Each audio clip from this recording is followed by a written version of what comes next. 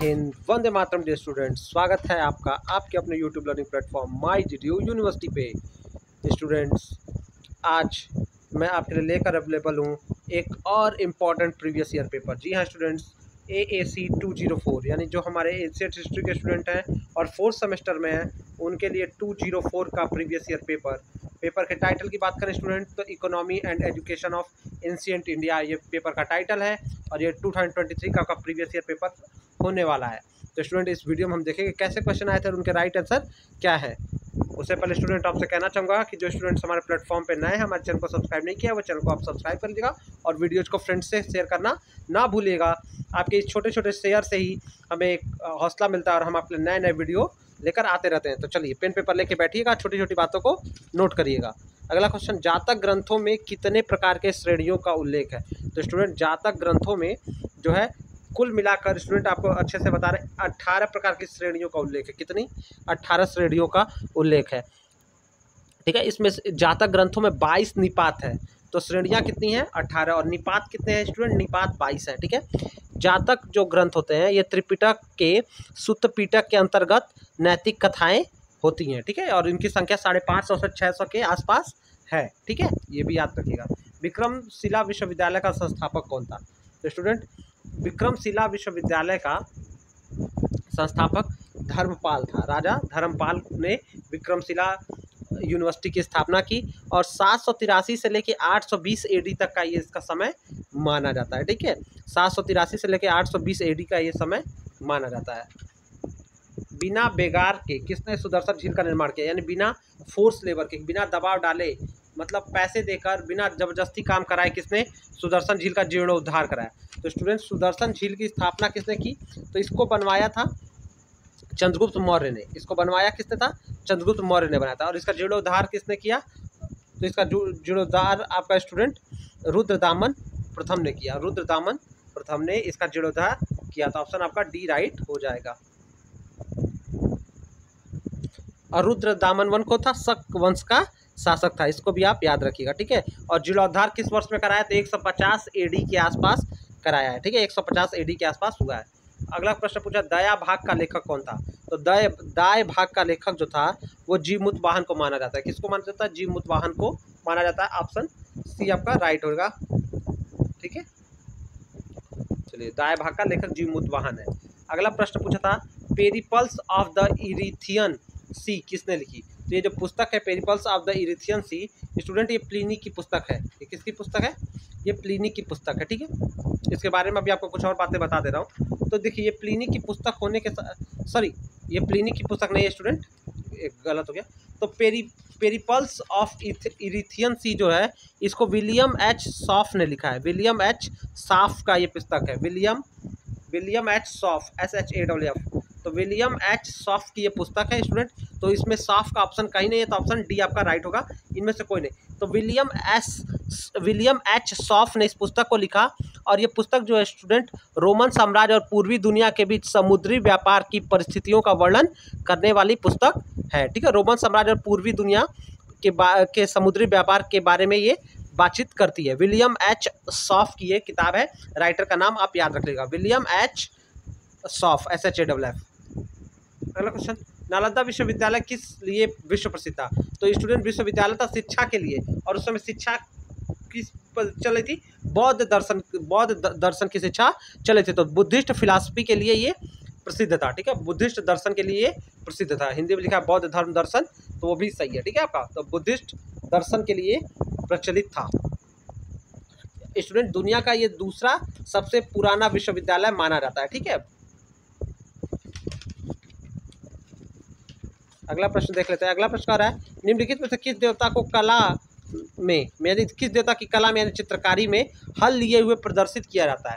तो किस देवता को हल लिए प्रदर्शित किया जाता है स्टूडेंट? तो ये तो आप जानते हैं कि भगवान बलराम जो कृष्ण के बड़े भाई हैं उन्हीं को हल लेकर दिखाया जाता है। ठीक है, उन्हीं को हलधर भी कहा जाता है। तो ऑप्शन डी हो जाएगा बलराम। ठीक है, इन्हें हल लेकर चित्रित किया जाता है। अगला क्वेश्चन, निम्नलिखित में से कौन से अभिलेख में अकाल से निपटने के उपायों का उल्लेख है? तो स्टूडेंट सहगौरा और महास्थान अभिलेख। तो सहगौरा जानते हैं जो गोरखपुर से स्टूडेंट उनको बता दे रहा हूँ, कौड़ीराम के समीप ये गांव है। ये एक पूरा पौराणिक ब्राह्मणों का पौराणिक गांव है, पुराना सबसे प्राचीन गांव है। और यहाँ पे जो एक ब्राह्मी लिपि प्राकृत भाषा में लिखी हुई एक ताम्रपत्र अभिलेख यहाँ से प्राप्त हुआ था। इससे पता चलता है कि चंद्रगुप्त मौर्य द्वारा यहाँ पे राहत कार्य किए गए थे। ठीक है, अकाल के दौरान चंद्रगुप्त मौर्य द्वारा यहाँ पे राहत कार्य किए गए थे। तो ये सहगौरा के अभिलेख से ये पता चलता है। तो राइट आंसर ऑप्शन हो जाएगा ऑप्शन ए, सहगौरा और महास्थान के अभिलेख। ठीक है, और ये गोरखपुर के कौड़ीराम के का बगल का एक गांव है, जो भारत का एक सबसे प्राचीन गांव में से एक गांव माना जाता है। अगला प्रश्न, सार्थवाह किसे कहते हैं? तो स्टूडेंट सार्थवाह जो है ये क्या था? व्यापारियों के काफिले। देखिए सार्थवाह जो था, पहले पूछा जाता किस वर्ण को कहते हैं, अगर पूछ देगा तो वैश्य वर्ण को कहते हैं। और ये क्या था? ये मर्सेंटाइल कॉन्वे था, यानी व्यापारियों का एक काफिला था। वैश्य वर्ण को सार्थवाह कहते हैं। ये वैश्य व्यापारियों का एक काफिला हुआ करता था, उनका एक समूह हुआ करता था। अगला क्वेश्चन, निम्नलिखित में से किस अभिलेख से प्रमाणित होता है मौर्य ने जल संसाधन के विकास पर ध्यान दिया था? तो स्टूडेंट गिरनार अभिलेख या रुद्रदामन का अभिलेख। ठीक है, यहाँ पे याद रखिएगा। तो गिरनार अभिलेख या रुद्रदामन का जूनागढ़ शिलालेख, किसी को एक ही दोनों अगल बगल में। तो अशोक का ये गिरनार अभिलेख और उसी जस्ट गिरनार पहाड़ी के बगल में रुद्रदामन का जूनागढ़ शिलाभिलेख मिलता है। और ये जो संस्कृत गद्य में लिखा गया है, इसी में पता चलता है कि मौर्य ने जल संसाधन के विकास पर जोर दिया था। इसमें चंद्रगुप्त मौर्य द्वारा मौर्य के आदेश पर सुदर्शन झील के निर्माण की बात भी दर्ज है इस अभिलेख पे। तो राइट आंसर ऑप्शन ए आपका रहेगा। स्टूडेंट आप किस कॉलेज से वीडियो देख रहे हैं, इसको आप जरूर कमेंट करके मुझे बताइएगा। अगला क्वेश्चन, अदेव मात्रक की भूमि क्या थी? तो स्टूडेंट अदेव मात्रक की भूमि क्या थी? सिंचित भूमि को अदेव मात्रक की भूमि कहा जाता है, यानी वह भूमि जिसमें अगर वर्षा न भी हो तो अच्छी खेती हो, जिसको सिंचित भूमि कहते हैं। तो ठीक है, लैंड कल्टीवेट विदाउट रेन, जहाँ बिना बारिश के भी अच्छी खेती हो सके। ठीक है, तो वो अदेव मात्रक की भूमि कहलाती है। इंपॉर्टेंट क्वेश्चन है, याद रख लीजिएगा। अगला क्वेश्चन, मौर्य काल में भाग था। भाग क्या हुआ करता था स्टूडेंट? मौर्य काल में जो भाग हुआ करता था तो वो क्या करता था? तो स्टूडेंट वो जो आपका ये भूमि कर हुआ करता था। ये क्या हुआ करता था? भाग जो था, जो मौर्य पीरियड में भाग जो था वो भूमि कर था, लैंड टैक्स था। और स्टूडेंट ध्यान से समझिएगा, अभी जो अलग से बातें बता रहा हूँ। मौर्य काल राज्य में दो तरह का भूमि कर था। एक तो राज्य की अपनी भूमि से जो आय मिलता था, जो कर मिलता था, और एक राज्य दूसरे मतलब जो राज्य की भूमि ना हो उससे जो कर लिया जाए उसको भी वो भी एक भूमि कर होता था। तो मौर्य काल में राज्य की अपनी कृषि भूमि से, यानी राजा के अपने राज्य के अपनी कृषि भूमि से जो कर लिया जाता था उसको सीता माता के नाम पे, सीता मतलब जो नाम माता सीता का वही सीता, तो उनके नाम पे नहीं रखा गया। तो अपने राज्य में जो भूमि कर लिया जाता था जमीनों से उसको सीता, और दूसरे राज्य की भूमि कर को क्या कहा जाता था? और दूसरे राज्य से जो भूमि कर आता था उसको यहाँ, ठीक है, तो उसको भाग कहा जाता था, उसको भाग। ठीक है, तो भाग जो था वो दूसरे राज्य की कृषि भूमि से लिया जाने वाला भूमि कर था। ठीक है, और अपने राज्य का सीता था। ठीक है, अगला क्वेश्चन, नालंदा विश्वविद्यालय की स्थापना किसने की? तो स्टूडेंट कुमार गुप्त ने 450 के आसपास, 450 सेंचुरी के आसपास इसकी स्थापना की थी कुमार गुप्त प्रथम ने। ठीक है, द्वितीय पुरुषार्थ कौन है? तो स्टूडेंट्स पुरुषार्थ 4 तरह के होते हैं। आपको पता है, ये धर्म पहला हो जाता है, अर्थ दूसरा, तो तीसरा काम और चौथा मोक्ष। तो इसमें द्वितीय पुरुषार्थ की बात किया है तो हमारा क्या हो जाएगा? धर्म अर्थ।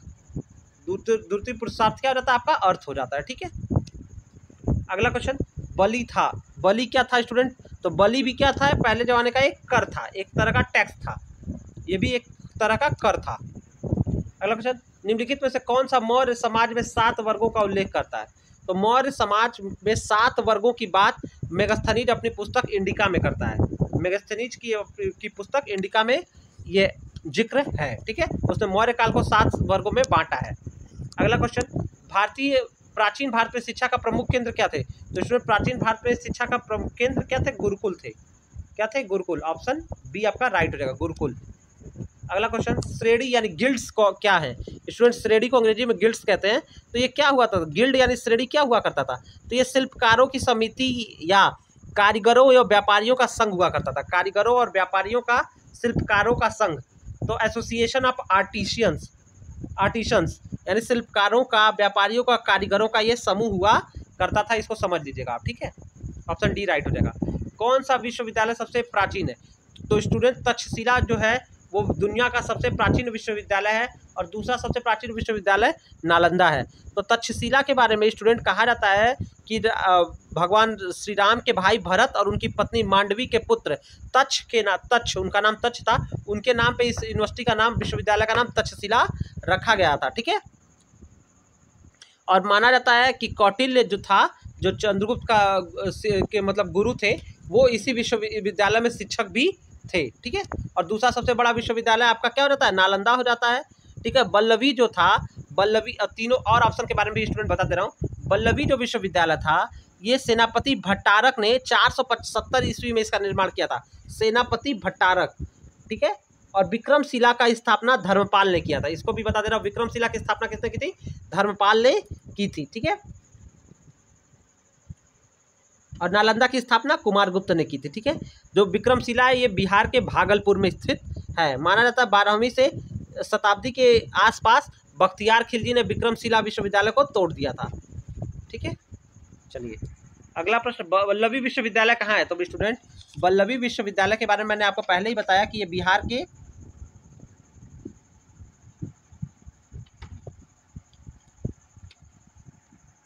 तो स्टूडेंट जो बल्लवी विश्वविद्यालय है ये गुजरात के सौराष्ट्र में स्थित है, गुजरात के सौराष्ट्र में स्थित है। ठीक है, तो आपका ऑप्शन सी वाला इस क्वेश्चन का राइट आंसर हो जाएगा। बल्लवी विश्वविद्यालय की स्थापना सेनापति भट्टारक ने 470 ईस्वी में की थी। ठीक है, और विक्रमशिला जो था वो बिहार में है, ये भी आप याद रखिएगा। मौर्य साम्राज्य का पूर्वी भारत में प्रमुख बंदरगाह। तो स्टूडेंट मौर्य साम्राज्य का पूर्वी भारत में जो प्रमुख बंदरगाह था वो बंगाल की खाड़ी में स्थित एक प्राचीन नगर था जिसका ताम्रलिप्ति या ताम्रलिप्त या वर्तमान में इसको तामलुक कहते हैं। ठीक है, वर्तमान नाम इस समय इस जगह का क्या हो गया, तामलुक। तो ताम्रलिप्ति, ताम्रलिप्त या तामलुक जो था, यही मतलब क्या था, मौर्य साम्राज्य में पूर्वी भारत में एक प्रमुख बंदरगाह था। तो ऑप्शन आपका सी राइट रहेगा। अगला क्वेश्चन, भारतीयों के लिए सिल्क मार्ग किसने आरंभ किया। तो स्टूडेंट भारतीयों के लिए जो चीन से आने वाला सिल्क मार्ग था उसको कनिष्क ने क्या किया, आरंभ किया। ठीक है, कनिष्क ने। ठीक है, अगला प्रश्न भी देख लेते हैं स्टूडेंट, मिताक्षरा का लेखक कौन था। तो स्टूडेंट मिताक्षरा का लेखक विज्ञानेश्वर थे। ठीक है, विज्ञानेश्वर को मिताक्षरा का क्या माना जाता है, लेखक माना जाता है। ऑप्शन आपका डी हो जाएगा राइट। स्टूडेंट विज्ञानेश्वर के बारे में कहा जाता है कि 11वीं शताब्दी में चालुक्य वंश के दरबार का ये विद्वान था। ठीक है, और जो जन्म से, और ये जो मिताक्षरा जो किताब है वो क्या, याज्ञवल्क्य की स्मृति पर एक कानूनी टिप्पणी है, याज्ञवल्क्य के स्मृति पर एक कानूनी टिप्पणी है जो जन्म से विरासत के सिद्धांत, यानी इसमें क्या है, मिताक्षरा में जन्म से विरासत का सिद्धांत कहाँ है, तो ये भी याद रखिएगा कि मिताक्षरा में अंकित है। ये जन्म से लेकर विरासत सिद्धांत के लिए मिताक्षरा जानी जाती है, जो विज्ञानेश्वर ने लिखी है। अगला क्वेश्चन, वैदिक काल में उपकुआण किसके लिए उपयोग किया जाता था। तो स्टूडेंट ब्रह्मचारियों के लिए वैदिक काल में उपकुआण इस्तेमाल किया जाता था। और ब्रह्मचारी स्टूडेंट दो तरह के हुआ करते थे, एक ऐसे ब्रह्मचारी जो शिक्षा ग्रहण करने के बाद अपने गृहस्थ जीवन में लौट आते थे, और दूसरे ब्रह्मचारी जो आजीवन गुरु के पास रहकर ज्ञान अर्जन करते थे, जिन्हें अंतेवासी कहा जाता था। तो जो आजीवन ब्रह्मचारी रहते थे उनको अंतेवासी, और जो बस मतलब उपनयन संस्कार करने के बाद, ज्ञान प्राप्त करने के बाद गृहस्थ आश्रम में चले आते थे, उनको क्या कहा जाता था, उपकुआण कहा जाता था। ठीक है, तो दो तरह के ब्रह्मचारी वैदिक काल में हुआ करते थे। वेदांग की संख्या कितनी है स्टूडेंट, ये बहुत सारे क्वेश्चन स्टूडेंट ये आपके एंशिएंट हिस्ट्री 104 105 से पूछे गए हैं। तो अगर आपका वो पेपर नहीं है तो भी जाके उसको देख लीजिएगा, ये सारे क्वेश्चन आपके एंशिएंट हिस्ट्री 104 और 105 से उठाए गए हैं, जो आपके 203 और 4 के में पूछे जा रहे हैं। तो आप जाके BA सेकंड सेमेस्टर का एंशिएंट हिस्ट्री का भी पेपर आप देख लोगे तो आपको मदद मिल जाएगी। वेदांग की संख्या कितनी है, 6 वेदांग की संख्या है, और वो 6 वेदांग क्या क्या है स्टूडेंट, शिक्षा, वेदांग मतलब वेदों को पढ़ने के, वेदों के अंग जिसके सहायता से वेद को पढ़ा जाता है, वो क्या कहते हैं, शिक्षा, कल्प, व्याकरण, ज्योतिष, छंद और निरुक्त। ठीक है, ये 6 वेदांग हैं। संख्या बार बार पूछेगा कौन सा वेदांग नहीं है, तो आपको 6 वेदांग के नाम याद होना चाहिए। ठीक है, शिक्षा, कल्प, व्याकरण, ज्योतिष, छंद और निरुक्त। ठीक है, मौर्य काल में चारागाह के रक्षक को क्या कहा जाता था। तो मौर्य काल में चारागाह के रक्षक को विविता अध्यक्ष कहा जाता था। क्या कहा जाता था, विविता अध्यक्ष। ऑप्शन ए आपका राइट रहेगा, चारागाह के रक्षक को विविधताध्यक्ष कहा जाता था। और स्टूडेंट चारागाह के रक्षक या अध्यक्ष को भी विविधताध्यक्ष कहा जाता था। मौर्य काल में प्रांतों को चक्र कहा जाता था, ये भी याद रखिएगा, क्योंकि मौर्य काल में प्रांत जो होते थे उसको क्या कहा जाता था, उसको चक्र के नाम से हम जानते थे। अगला क्वेश्चन, धर्मगंज नाम का पुस्तकालय किस विश्वविद्यालय में स्थित था? तो स्टूडेंट धर्म जो गंज नाम का पुस्तकालय था वो नालंदा में था, ठीक है। अब ये बता रहा हूँ स्टूडेंट, धर्मगंज जो था वो पुस्तकालय परिसर था, पुस्तकालय इसके अंतर धर्मगंज पुस्तकालय परिसर इसको लिखना चाहिए था, ये परिसर था मतलब क्षेत्र था। और धर्मगंज पुस्तकालय परिसर में 3 बड़े पुस्तकालय नालंदा में थे, एक का नाम था रत्न सागर, दूसरा का नाम था रत्नाधि और तीसरा का नाम था रत्न रंजक, ठीक है। तो ये 3 पुस्तकालय धर्मगंज पुस्तकालय परिसर नालंदा में स्थित थे। ये तीनों का नाम आप याद रखिएगा, रत्नासागर, रत्नाधि और रत्न रंजक, ये 3 पुस्तकालय धर्मगंज पुस्तकालय परिसर में स्थित थे जो नालंदा में था। अगला प्रश्न, निम्न में से कौन सा एक वार्ता का घटक नहीं है? तो वार्ता का घटक क्या नहीं है? तो स्टूडेंट इसमें से कृषि है, पशुपालन है और व्यापार भी है, लेकिन इसमें से शिक्षा जो है वो व्यापार का घटक नहीं है, कंपोनेंट ऑफ वार्ता का घटक नहीं है। अगला क्वेश्चन, किस राजा ने सर्वप्रथम सुदर्शन झील का निर्माण कराया? तो स्टूडेंट सुदर्शन झील का निर्माण चंद्रगुप्त मौर्य ने कराया चंद्रगुप्त मौर्य ने। और इसको मुख्य रूप से स्टूडेंट अगर पूछ देता है कि मतलब कहीं कहीं पूछ देगा तो चंद्रगुप्त मौर्य का जो सामंत था पुष्यगुप्त ने इसका निर्माण कराया था। चंद्रगुप्त मौर्य के आदेश पे निर्माण किसने कराया? चंद्रगुप्त मौर्य के सामंत पुष्यगुप्त ने। और कब कराया? 150 ईस्वी में करवाया। 150 ईस्वी में चंद्रगुप्त मौर्य के सामंत पुष्यगुप्त, तो अगर पुष्यगुप्त मिल जाएगा तो हम उसको भी टिक कर देंगे, ठीक है। पुष्यगुप्त ने करवाया था। अगला प्रश्न पूछा था, किस ग्रंथ से मौर्य शासन व्यवस्था पर प्रकाश पड़ता है? तो स्टूडेंट जो कौटिल्य का अर्थशास्त्र है, जिसको आप चाणक्य भी कहते हैं, उनके अर्थशास्त्र से क्या करता है? मौर्य शासन व्यवस्था पर प्रकाश पड़ता है। और एक ठीक है, और माना जाता है कि 322 से लेकर 297 ईसा पूर्व के आसपास की बात यह है। अगला क्वेश्चन, नंद वंश के एक शासक द्वारा नहर खुदवाने की सूचना किस अभिलेख में है? तो स्टूडेंट नंद वंश के एक शासक द्वारा नहर खुदवाने की सूचना जो है वो खारवेल के हाथी गुम्फा अभिलेख में दर्ज है। खारवेल का हाथी गुम्फा अभिलेख, ठीक है। और स्टूडेंट तो इसमें कलिंग के जब कलिंग मतलब मौर्य वंश कमजोर हो गया था, मतलब कलिंग के स्वतंत्र होने पर, ठीक है, उदयगिरी नाम के पहाड़ी जो उड़ीसा के भुवनेश्वर के निकट है, वहीं पे खारवेल की हाथी गुम्फा अभिलेख है। यह प्राकृत भाषा में और ब्राह्मी लिपि में लिखी गई है। अगर इसकी भाषा क्या? प्राकृत भाषा और ब्राह्मी लिपि में लिखी गई है। तो माना जाता है कि कलिंग में जो है एक नहर खुदवाया था। नंद वंश के शासक ने कलिंग में नहर खुदवाई थी। वो जगह क्या था? कलिंग में नहर खुदवाई थी, ठीक है। तो हाथी गुम्फा इंस्क्रिप्शन ऑफ खारवेल आपका उत्तर सही हो जाएगा कि यहीं पे नंद वंश के शासक ने नहर खुदवाई थी, ठीक है। इसी अभिलेख से पता चलता है कि खुदवाई थी। एकलव्य किस गुरु का स्वघोषित शिष्य था? तो एकलव्य द्रोणाचार्य को ही अपना गुरु बना लिया था। उनके मना करने पे भी वो उनकी मूर्ति रखकर अपना शिक्षा अर्जन का काम और अभ्यास जारी रखा। निम्नलिखित में से बौद्ध जातकों में किसका वर्णन अत्यधिक धनी व्यापारी के रूप में किया गया है? तो स्टूडेंट जातक जो कथाएं हैं या जातक जो टेक्स्ट है उसमें जो है अनाथ पिंडक को धनी व्यापारी के रूप में दिखाया गया। अनाथ पिंडक को, किसको? अनाथ पिंडक को, ठीक है। ऑप्शन ए आपका राइट रहेगा।